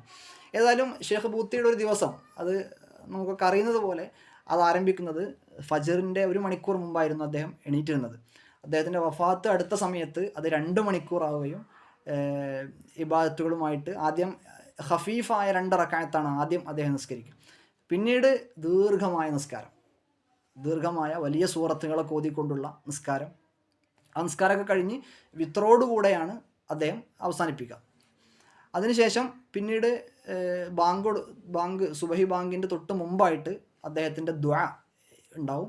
ഈ ദുആ ചെയ്യുന്നതിൻ്റെ മുമ്പ് നേരത്തെ സൂചിപ്പിച്ച ഇബ്നുൽ ഫാരിദ് റഹ്മത്തുള്ളാഹി അലഹിയുടെ ഖസീദ, അതല്ലെങ്കിൽ ഇമാം ബൂസിരി റഹ്മത്തുള്ളാഹി അലഹിയുടെ ബുർദ, അല്ലെങ്കിൽ ഹംസിയ, അല്ലെങ്കിൽ ഖസീദത്തുൽ മുളരിയ, ഇതിലേതെങ്കിലും ഒരു ഖസീദ ഒരല്പം ചൊല്ലും. കാരണം ഖസീദകൾ ചൊല്ലിക്കഴിഞ്ഞാൽ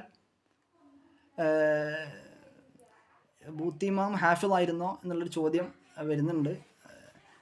ഇടയിൽ മറുപടി ഞാൻ അത് പറയാം, ഞാൻ അല്ലെങ്കിൽ മറക്കാൻ സാധ്യതയുണ്ട്.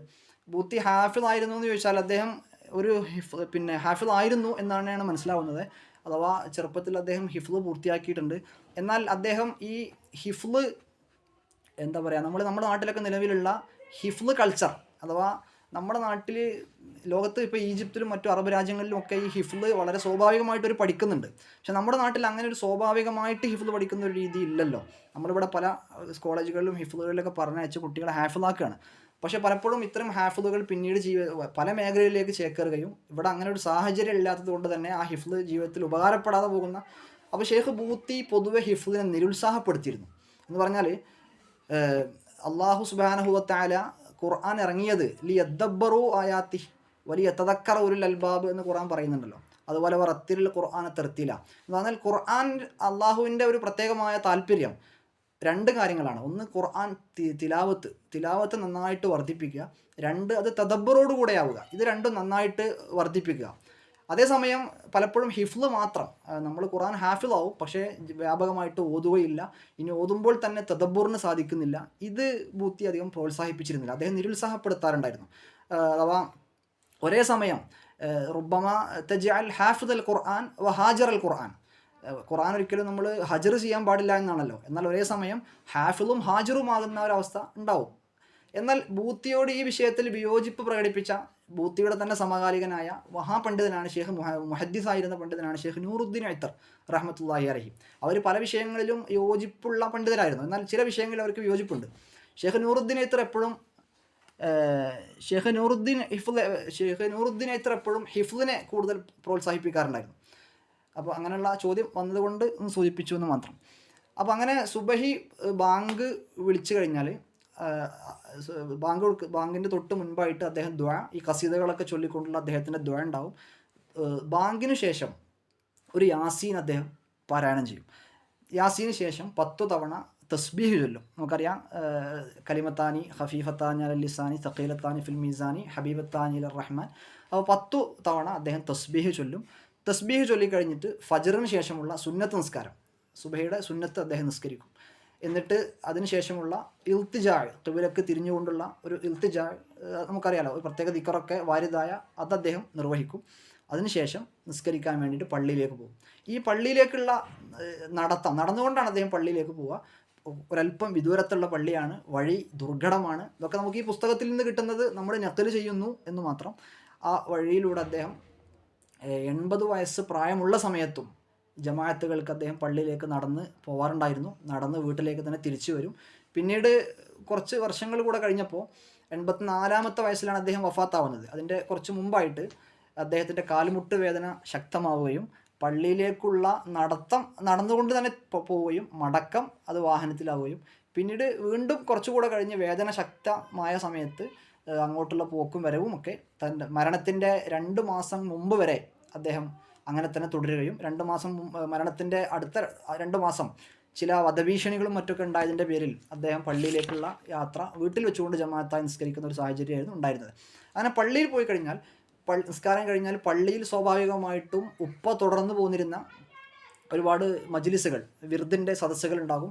അത് കഴിഞ്ഞാൽ വീട്ടിലേക്ക് അദ്ദേഹം മടങ്ങും. ആ മടങ്ങുന്ന സമയത്താണ് ഫത്വകൾ, മറ്റാളുകളോടുള്ള കുശലാന്വേഷണങ്ങൾ മറ്റൊക്കെ നടത്തും. അതുപോലെ എന്നും സ്വദഖത്തുൽ ഫജ്ർ എന്ന പേരിലൊരു സ്വദഖ ബൂത്തി എന്നും കയ്യിൽ കരുതുകയും ഓരോ ദിവസവും ഫജറിൻ്റെ സമയത്ത് ഒരാൾക്ക് അദ്ദേഹത്തിൽ നിന്ന് ആ സ്വദഖ ലഭിക്കുകയും ചെയ്യുന്ന ഒരു സാഹചര്യം ഉണ്ടാകും.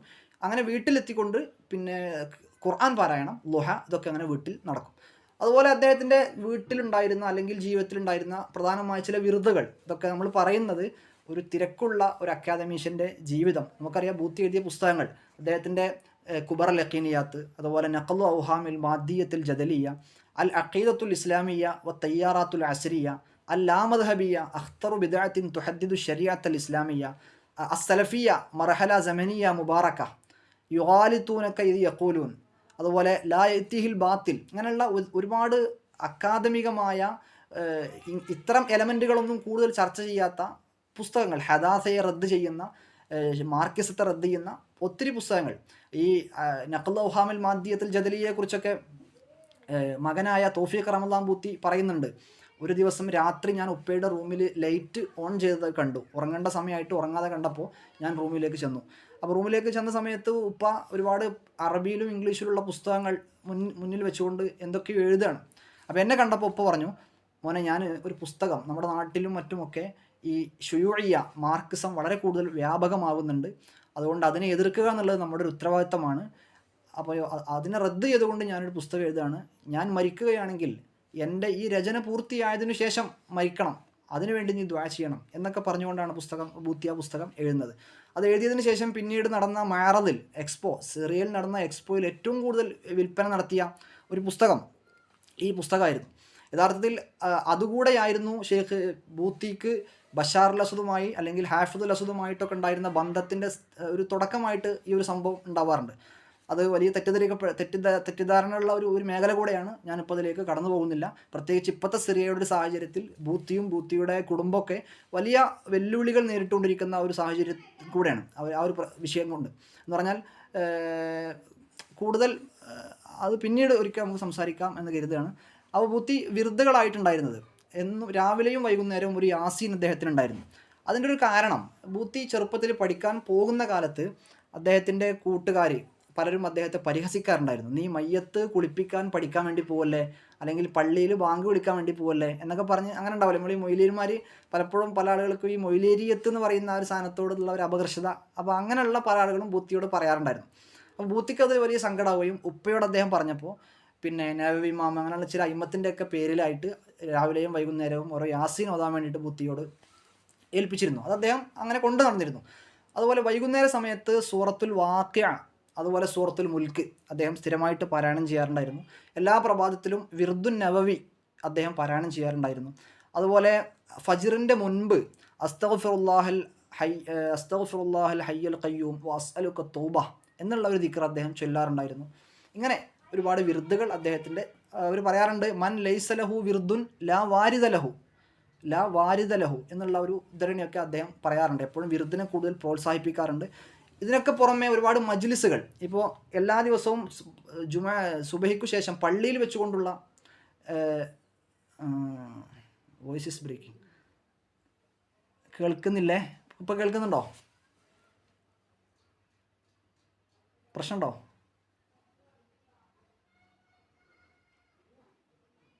അതെ, ഓക്കെ.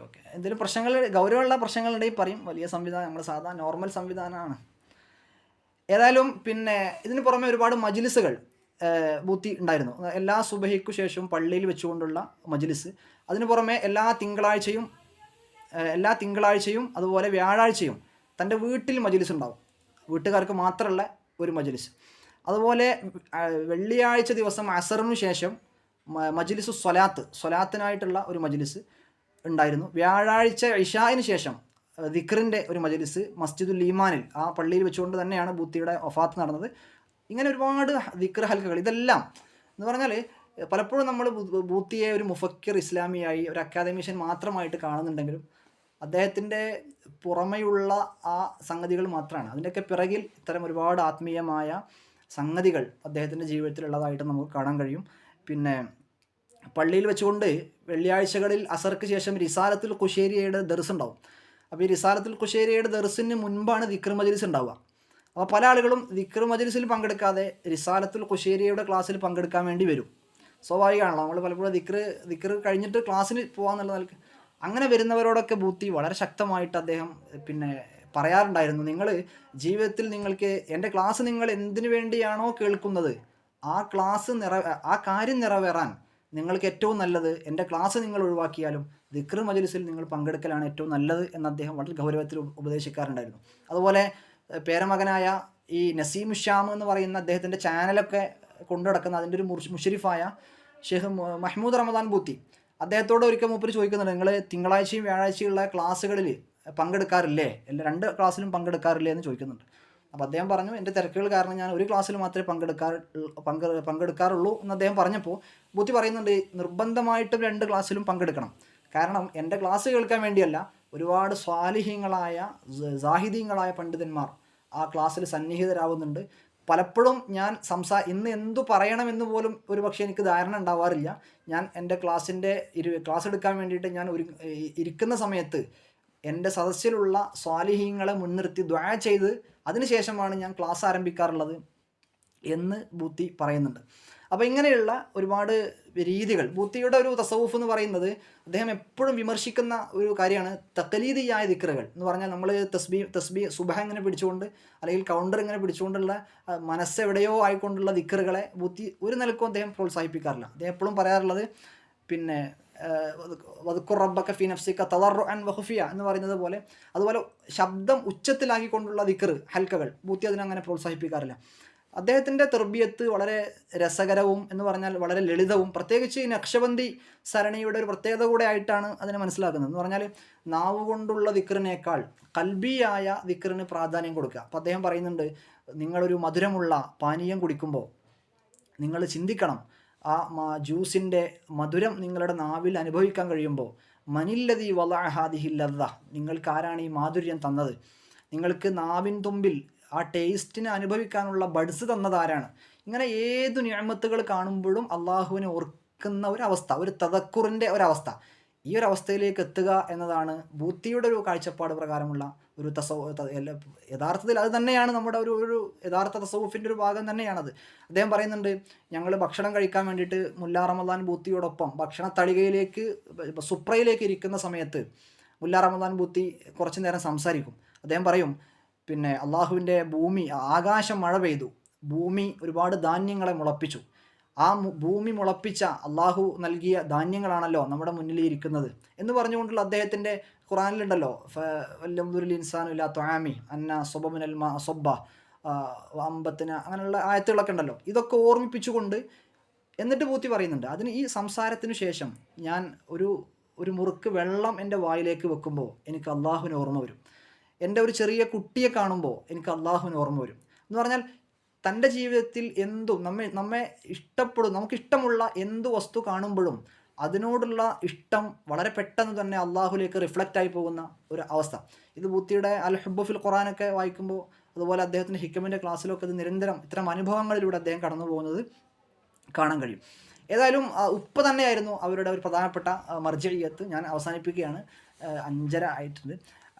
അവസാനമായിട്ട് ബൂത്തിയുടെ അവസാന കാലത്തെ ചില കാര്യങ്ങൾ ആത്മീയതയുമായി ബന്ധപ്പെട്ടത് കൊണ്ട് മാത്രം അത്തരം കാര്യങ്ങൾ കൂടെ പറയാണ്. ബൂത്തി അദ്ദേഹത്തിൻ്റെ വയസ്സ് ഒരു 80-82 ആയ സമയത്ത് തന്നെ ഖുർആൻ പാരായണം, നേരത്തെ പറഞ്ഞ പോലെ സുബഹിയുടെ മുൻപേ 1 മണിക്കൂർ എണീക്കുന്നത് 2 മണിക്കൂർ മുമ്പാക്കുകയും അദ്ദേഹത്തിൻ്റെ ഖുർആൻ പാരായണം വർദ്ധിപ്പിച്ചു, മറ്റ് അമലുകൾ വർദ്ധിപ്പിച്ചു. അദ്ദേഹത്തിന് എപ്പോഴും ദുആ ചെയ്തിരുന്നൊരു ദുആ ഉണ്ട്, അല്ലാഹുമ്മ ഇദാ ഹാനത്ത് റിഹ്ലത്തി അൻ ഹാദിഹി ദുനിയ ഫകർരിഹ് ഇലയ്യ ദുനിയ ബികുല്ലി മാ ഫിഹാ വഹബ്ബിബ് ഇലയ്യ ലിഖാഅക് വംല അല്ലാഹുമ്മ ഖൽബി ഷൗഖൻ ഇലൈക്. ഈ ദുആ അദ്ദേഹം എപ്പോഴും ദുആ ചെയ്യാറുണ്ടായിരുന്നു. കാരണം അദ്ദേഹം മരണത്തെക്കുറിച്ചൊക്കെ നമുക്കൊക്കെ നമ്മൾ നിർബന്ധമായിട്ടും കേൾക്കേണ്ട ഒരു പ്രോഗ്രാമാണ്. ദിറാസ ഖുർആനിയ എന്നുള്ള പേരിൽ ഒരുപാട് സംസാരങ്ങൾ, വ്യത്യസ്ത വിഷയങ്ങൾ ബൂത്തി കൈകാര്യം ചെയ്തിട്ടുണ്ട്. അതെല്ലാം യൂട്യൂബിൽ കിടക്കുന്നുണ്ട്. അതിൽ വളരെ ശ്രദ്ധേയമായ ഒരു സംസാരമാണ് റിഹ്ലത്തുൽ ഖുലൂദ് എന്നുള്ള ടൈറ്റിലുള്ള മരണം, സക്കറാത്ത്, മരണം, ഖബർ, മഹ്ശർ, സ്വർഗം, നരകം, സിറാത്ത്. ഈ ഒരു സംസാരം നമ്മൾ മൊത്തത്തിൽ അങ്ങ് കേട്ട് കഴിഞ്ഞാൽ പിന്നെ തീർച്ചയായിട്ടും നമുക്ക് എന്ത് ചെയ്യാൻ പറ്റും, മരണം എന്ന് പറയുന്നതിനെ വളരെ ബൂത്തി അതിന് മരണത്തെ അവതരിപ്പിക്കുന്നത് ഭയമില്ലാതെ മരണത്തെ അഭിമുഖീകരിക്കാൻ. ബൂത്തി മരണത്തിലേക്ക് ചെന്നതും മരണത്തെ അഭിമുഖീകരിക്കുന്നതും ഒക്കെ അങ്ങനെയുള്ളൊരു പ്രത്യേക അവസ്ഥയിലാണെന്ന് നമുക്ക് മനസ്സിലാവും. എന്ന് പറഞ്ഞാൽ അള്ളാഹുവിനോടുള്ള അമിതമായ ഷൗക്ക് കൊണ്ട് അള്ളാഹുലേക്ക് എത്തണമെങ്കിൽ ഒന്ന് മരിക്കണമല്ലോ എന്നുള്ള ഒരു അവസ്ഥയിലേക്കൊക്കെ എത്തിയതിനു ശേഷമാണ് ബൂത്തിയുടെ മരണമെന്ന് അദ്ദേഹത്തിൻ്റെ ഇത്തരം ദുആകളിൽ നിന്നും സംസാരത്തിൽ നിന്നൊക്കെ നമുക്ക് മനസ്സിലാവും. അപ്പോൾ അദ്ദേഹം അവസാന കാലത്ത് ഈ ദുആ അദ്ദേഹം നിരന്തരമായിട്ട് ദുആ ചെയ്യാറുണ്ടായിരുന്നു. അതുപോലെ ദാറുൽ ഫിക്ർ, നമുക്കറിയാം ദാറുൽ ഫിക്ർ ആയിരുന്നു അദ്ദേഹത്തിൻ്റെ പുസ്തകങ്ങളൊക്കെ പ്രിൻ്റ് ചെയ്തിരുന്നത്. ആ പുസ്തകങ്ങളിലൊക്കെ അവർ പ്രിൻ്റ് ചെയ്യുമ്പോൾ അദ്ദേഹത്തിൻ്റെ പേരിൻ്റെ കൂടെ അഷേഖ് അല്ല അല്ലാമ അങ്ങനെയുള്ള ഒരുപാട് ടൈറ്റിൽ ഉണ്ടായിരുന്നു.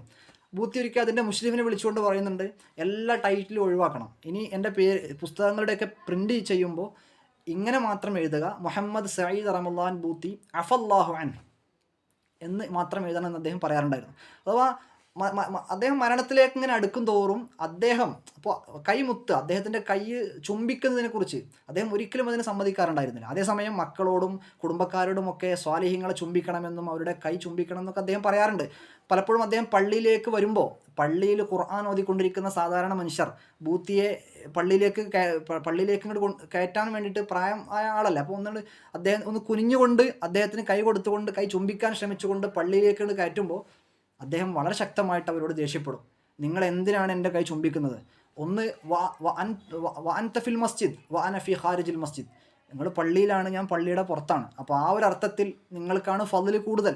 വ ബൈന യദൈക്കൽ ഖുർആൻ, നിങ്ങളുടെ മുന്നിലാണ് ഖുർആൻ ഉള്ളത്, എന്നിട്ട് നിങ്ങൾ എന്തിനാണ് എന്നെ ചുംബിക്കുന്നത്?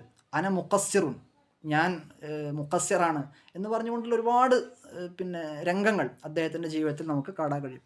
അതുപോലെ വളരെ ശ്രദ്ധേയമായ മറ്റൊരു കാര്യമാണ്, മഹ്മൂദ് റമദാൻ ബൂത്തി പറയുന്നുണ്ട്, വെല്ലിപ്പ നിസ്കരിക്കാൻ വേണ്ടിയിട്ട് നിന്ന് കഴിഞ്ഞാൽ നിസ്കാരം ബൂത്തിയെ വളരെ എന്താ പറയുക, അവസാന സമയത്തൊക്കെ അദ്ദേഹത്തിന് നിസ്കാരങ്ങൾ, ഇപ്പോൾ നമ്മൾ പറയാറുണ്ടല്ലോ നിസ്കാരം മുഅ്മിനിൻ്റെ മിഅ്റാജാണെന്നൊക്കെ, പലപ്പോഴും ഈ ഒരു എന്താ പറയുക അനുഭവ അഭിനയ കാര്യങ്ങളിൽ നിന്ന് ഒരു അനുഭവവേദ്യമായ ഒരു അവസ്ഥയിലേക്ക് നമുക്കൊക്കെ എത്താൻ പറ്റണം. അള്ളാഹു അതിൻ്റെ തൗഫീഖ് നൽകട്ടെ. അപ്പോൾ ബൂത്തി അവസാന കാലത്തൊക്കെ അദ്ദേഹം ഉറങ്ങാൻ കിടക്കുമ്പോൾ, രാത്രികളിൽ ഉറങ്ങാൻ കിടക്കുമ്പോൾ, ഉറങ്ങി കുറച്ച് കഴിഞ്ഞാൽ അദ്ദേഹം ഇങ്ങനെ പറയത്രേ, അദ്ദേഹത്തിന് മനസ്സിൽ ഇങ്ങനെ തോന്നും, കും വനാജില്ലാഹ ബി സൂറത്തെ ലുഹ വൽ ഇൻഷിറാഹ്, അഥവാ ഉറക്ക് വരില്ല, അദ്ദേഹത്തിൻ്റെ മനസ്സിൽ ഇങ്ങനെ ഒരു പെട്ടെന്ന് എണീറ്റ് സൂറത്തു ലുഹയും ഇൻഷിറാഹും ഓതിയിട്ട് ഇങ്ങനെ നിസ്കരിക്കാൻ വേണ്ടിയിട്ട് അദ്ദേഹത്തിൻ്റെ മനസ്സ് അദ്ദേഹത്തോട് ഇങ്ങനെ പറയാറുണ്ടായിരുന്നു എന്ന് അദ്ദേഹത്തിൻ്റെ ഈ പേരമകനോട് പറഞ്ഞതായിട്ട് അദ്ദേഹം പറയുന്നുണ്ട്.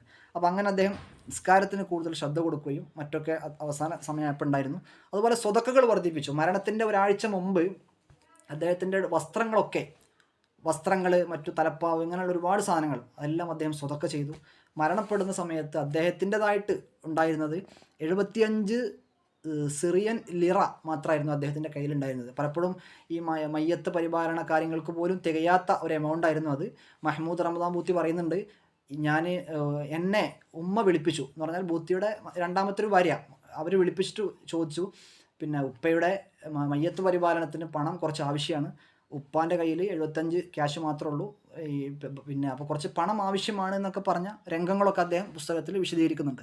അങ്ങനെ മരണത്തിൻ്റെ അന്ന് ഒരു വ്യാഴാഴ്ച ദിവസം തൊട്ട് മുൻപുള്ള ശനിയാഴ്ച ദിവസം മകനായ ഷെയ്ഖ് തൗഫീഖ് റമദാൻ ബൂത്തിയെ വിളിച്ചുകൊണ്ട് ബൂത്തി പറയുന്നുണ്ട്, ഞാനൊരു സ്വപ്നം കണ്ടിട്ടുണ്ട്, ആ സ്വപ്നം എൻ്റെ മരണത്തിലേക്കുള്ള സൂചനയാണ്, വളരെ വ്യക്തമായ സൂചനയാണ്, അതുകൊണ്ട് ഇനി എന്നെ മറ്റു കാര്യങ്ങളൊന്നും അറിയിക്കരുത്, അഥവാ ഇവിടുത്തെ ഗവൺമെൻറ്, രാഷ്ട്രീയം, അങ്ങനെയുള്ള കാര്യങ്ങളൊന്നും അറിയിക്കരുത്, പിന്നെ ഖുർആൻ കൂടുതൽ ഓതാൻ വേണ്ടിയിട്ട് സമയം വിട്ടുതരണം എന്ന് അദ്ദേഹം പറയുന്നുണ്ട്.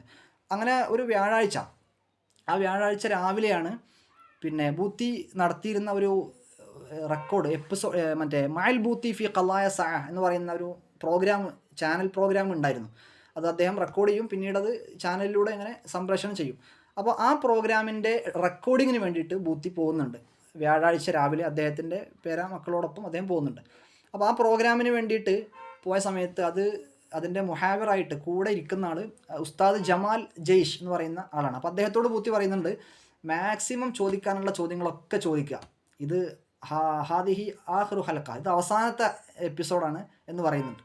അപ്പോൾ അദ്ദേഹത്തിന് വളരെ അത്ഭുതമായി, എന്താ അവസാനത്തെ എപ്പിസോഡ് എന്താ? അങ്ങനെ ആ റെക്കോർഡിങ് കഴിഞ്ഞു. 3 മണിക്കൂറോളാണ് അദ്ദേഹം പിന്നെ വീണ്ടും ചോദ്യങ്ങൾ അഭിമുഖീകരിക്കുകയും അതൊക്കെ റെക്കോർഡ് ചെയ്യുകയും ചെയ്ത് ആ റെക്കോർഡിംഗ് ഒക്കെ കഴിഞ്ഞ് അദ്ദേഹം വീട്ടിൽ തിരിച്ചെത്തിയ സമയത്താണ് വസീറുൽ ഔഖാഫിൻ്റെ ഫോൺ കോൾ അദ്ദേഹത്തിന് വരുന്നത്. വസീറുൽ ഔഖാഫ് ഫോണിലൂടെ ഈ പ്രോഗ്രാമിനെ കുറിച്ച്, റെക്കോർഡിങ്ങിനെ കുറിച്ച് ചോദിക്കുകയും, അപ്പോൾ ബൂത്തി അദ്ദേഹത്തോട് പറയുന്നുണ്ട്, അതെ ഞാൻ റെക്കോർഡ് ചെയ്തിട്ടുണ്ട്, അവസാന എപ്പിസോഡും റെക്കോർഡ് ചെയ്തിട്ടുണ്ടെന്ന് പറയുന്നുണ്ട്. അപ്പോൾ വസീറുൽ ഔഖാഫ് തിരിച്ച് ചോദിക്കുന്നുണ്ട്, അതെങ്ങനെയാണ് നിങ്ങൾ അവസാന എപ്പിസോഡ് റെക്കോർഡ് ചെയ്യുക? കാരണം ഇത് ഈ കലായകൾ ഇങ്ങനെ തത്തജദ്ദത്, അത് വീണ്ടും ഇങ്ങനെ ഓരോ ആഴ്ചയും പുതുതായിട്ടുണ്ടാകുന്ന പ്രശ്നങ്ങളാണല്ലോ, അത് നിങ്ങൾ മറുപടി പറയേണ്ടി വരുമല്ലോ. അപ്പോൾ ബൂത്തി ഒന്നിങ്ങനെ പുഞ്ചിരിച്ചിട്ട് അദ്ദേഹം വീണ്ടും പറഞ്ഞു, ഇത് അവസാനത്തെ എപ്പിസോഡാണ് എന്ന് അദ്ദേഹം പറഞ്ഞു.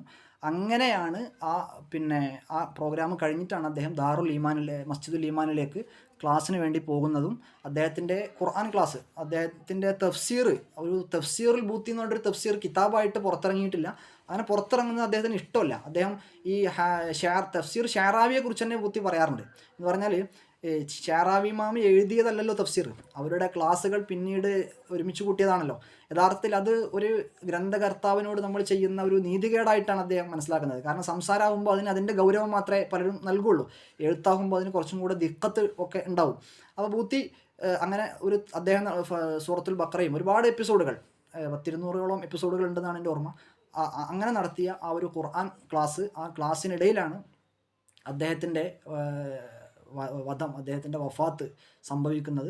അവിടെ ഒരുമിച്ച് കൂടിയ 50 ആളുകൾ ഉൾപ്പെടെ, അദ്ദേഹത്തിൻ്റെ ഒരു പേരമകൻ ഉൾപ്പെടെ അവിടെ വെച്ചുകൊണ്ട് ഷഹീദാവുകയും അദ്ദേഹത്തിൻ്റെ ജീവിതം വളരെ ഇൽമിയായി, അമലിയായി, അക്കാദമികമായി, ആത്മീയമായിട്ട് മുന്നോട്ട് പോയ ജീവിതം 2013 തൻ്റെ 84ാമത്തെ വയസ്സിൽ അദ്ദേഹം വഫാത്താവുകയും അവരെ ആദ്യം മുല്ല റമദാൻ ബൂത്തിയുടെ ഖബറിൻ്റെ അടുത്താണ് അദ്ദേഹത്തെ ഖബറടക്കാൻ തീരുമാനിച്ചിരുന്നെങ്കിലും അദ്ദേഹത്തിൻ്റെ ഒരു താല്പര്യം കൊണ്ടായിരിക്കാം സലാഹുദ്ദീൻ അയ്യൂബിയുടെ മഹാനായ സുൽത്താൻ സലാഹുദ്ദീൻ അയ്യൂബിയുടെ ഖബറിൻ്റെ ചാരത്ത് അദ്ദേഹത്തിന് അന്തി ഉറങ്ങാൻ അവസരം ഉണ്ടായി. കഴിഞ്ഞ വർഷം അള്ളാഹുവിൻ്റെ തൗഫീഖ് കൊണ്ട് തുർക്കിയിൽ പോയ സമയത്ത് അദ്ദേഹത്തിൻ്റെ മൂന്നാമത്തെ ആൺമകൻ ഷെയ്ഖ് അബ്ദുറഹ്മാൻ ബൂത്തിയെ കാണാൻ സാധിച്ചു. അപ്പോൾ അദ്ദേഹം ഞങ്ങളോട് പറഞ്ഞു, ബൂത്തി ഒരിക്കൽ കാറിൽ മൂപ്പര് ഡ്രൈവ് ചെയ്തിട്ട് ഉപ്പ ബൂത്തിയെ കൊണ്ട് സലാഹുദ്ദീൻ അയ്യൂബിയുടെ ഖബർ സിയാറത്ത് ചെയ്യാൻ വേണ്ടിയിട്ട് പോയി. അപ്പോൾ സിയാറത്ത് ചെയ്യാൻ പോയ സമയത്ത് സലാഹുദ്ദീൻ അയ്യൂബിയുടെ ഖബറിൻ്റെ ചാരത്ത് ഒരു ഖബർ ഒഴിഞ്ഞു കിടക്കുന്നുണ്ട്. അപ്പോൾ ബൂത്തി ഇങ്ങനെ വീണ്ടും വീണ്ടും 3 തവണ ചോദിച്ചു, ഇവിടെ ആരായിരിക്കും ഇവിടെ കിടക്കാൻ അവസരം ഉണ്ടാവുക, ഈ ഖബർ ആർക്കുള്ളതായിരിക്കും എന്നുള്ളൊരു അഥവാ തനിക്ക് ലഭിച്ചിരുന്നുവെങ്കിൽ എന്നുള്ള ഒരു ആഗ്രഹത്തോടെ അദ്ദേഹം ഇങ്ങനെ ചോദിച്ചു. അങ്ങനെയുള്ള ഒരു അനുഭവങ്ങളൊക്കെ അദ്ദേഹം അയവിറക്കെ ഉണ്ടായി. ഏതായാലും അദ്ദേഹത്തിന് അവിടെ തന്നെ സുൽത്താൻ സലാഹുദ്ദീൻ അയ്യൂബിയുടെ സമീപത്ത് അന്ത്യവിശ്രമം കൊള്ളാനുള്ള അവസരം ഉണ്ടായി. അള്ളാഹു അദ്ദേഹത്തിൻ്റെ പാരത്രിക പദവികൾ ഉയർത്തി കൊടുക്കട്ടെ. നമ്മുടെ ജീവിതത്തിലും അദ്ദേഹത്തിൻ്റെ ജീവിതത്തിൻ്റെ അടരുകൾ, അദ്ദേഹം ജീവിതത്തിൽ കാണിച്ച നല്ല മാതൃകകൾ പിൻപറ്റാൻ നമുക്ക് അള്ളാഹു തൗഫീഖ് പ്രദാനം ചെയ്യട്ടെ. തീർച്ചയായിട്ടും അദ്ദേഹത്തിൻ്റെ പ്രഭാഷണങ്ങൾ, പുസ്തകങ്ങൾ നമ്മൾ വായിക്കുകയും കേൾക്കുകയും ചെയ്യുകയാണെങ്കിൽ തീർച്ചയായിട്ടും നമ്മുടെ ജീവിതത്തിൽ ചില മാറ്റങ്ങൾക്കത് കാരണമാകും എന്നാണ് നമുക്ക് മനസ്സിലാവുന്നത്. അതിൻ്റെ വളരെ പ്രധാനപ്പെട്ട ഒരു കാരണം ഒന്ന് അദ്ദേഹത്തിൻ്റെ ഇഖ്ലാസാണ്. അഥവാ ഓരോ തഹജ്ജുദിലും അദ്ദേഹത്തിൻ്റെ പ്രാർത്ഥന ഉണ്ടായിരുന്നത്, അള്ളാഹുവേ എൻ്റെ ഇഖ്ലാസ് ഇല്ലാതെ, അഥവാ നിനക്ക് വേണ്ടിയല്ലാതെ ഒരു വരി നീ എന്നെക്കൊണ്ട് എഴുതിപ്പിക്കരുത്, നിനക്ക് വേണ്ടിയല്ലാതെ ഒരു വാക്ക് നീ എന്നെക്കൊണ്ട് സംസാരിപ്പിക്കരുത് എന്ന അദ്ദേഹത്തിൻ്റെ ദുആ അള്ളാഹു കബൂൽ ചെയ്തു എന്ന് തന്നെ വേണമെങ്കിൽ പറയാം. ഒരുപാട് ലോകത്തിൻ്റെ വിവിധ ഭാഗങ്ങളിൽ അദ്ദേഹത്തിൻ്റെ പുസ്തകങ്ങൾ, കിതാബുകൾ വായിക്കപ്പെടുകയും അതിന് വർക്കുകളും അതുമായി ബന്ധപ്പെട്ട ചർച്ചകളും മറ്റൊക്കെ നടന്നുകൊണ്ടിരിക്കുകയാണ്. അപ്പോൾ ഇത്രയും കാര്യങ്ങളാണ്. അള്ളാഹു അവരുടെ ബർക്കത്ത് കൊണ്ട് നമ്മുടെ അക്കാദമികവും, അഥവാ നമ്മൾ പ്രത്യേകിച്ച് നമ്മുടെ മതസ്ഥാപനങ്ങളിലും മറ്റൊക്കെ പഠിക്കുന്ന വിദ്യാർത്ഥികൾക്കും മറ്റുമൊക്കെ തീർച്ചയായിട്ടും മാതൃകയാക്കാൻ പറ്റുന്ന, എന്ന് പറഞ്ഞാൽ നാം അക്കാദമികമായ ഒരു പേപ്പർ പ്രസൻറ്റ് ചെയ്താലും അല്ലെങ്കിൽ ഒരു കോൺഫറൻസിൽ പങ്കെടുത്താലും ആർട്ടിക്കിൾ പബ്ലിഷ് ചെയ്താലും ഇതെല്ലാം ഇബാദത്തിൻ്റെ ഭാഗമാക്കി മാറ്റാൻ കഴിയുന്ന ഒരു പ്രത്യേകമായ ഉബൂദിയത്തിൻ്റെ, അള്ളാഹുവിൻ്റെ ദിക്റിൻ്റെ ഒരവസ്ഥയിലേക്ക് എത്താൻ നമുക്ക് പറ്റണം. അള്ളാഹു അതിന് തൗഫീഖ് പ്രദാനം ചെയ്യട്ടെ എന്ന് ദുആ ചെയ്തുകൊണ്ട് ഞാൻ സംസാരം താൽക്കാലികമായിട്ട് അവസാനിപ്പിക്കുകയാണ്. വആഖിറു ദഅ്വാന അനിൽ ഹംദുലില്ലാഹി റബ്ബിൽ ആലമീൻ. വസ്സലാമു അലൈക്കും വറഹ്മത്തുള്ളാഹി വബറകാതുഹു.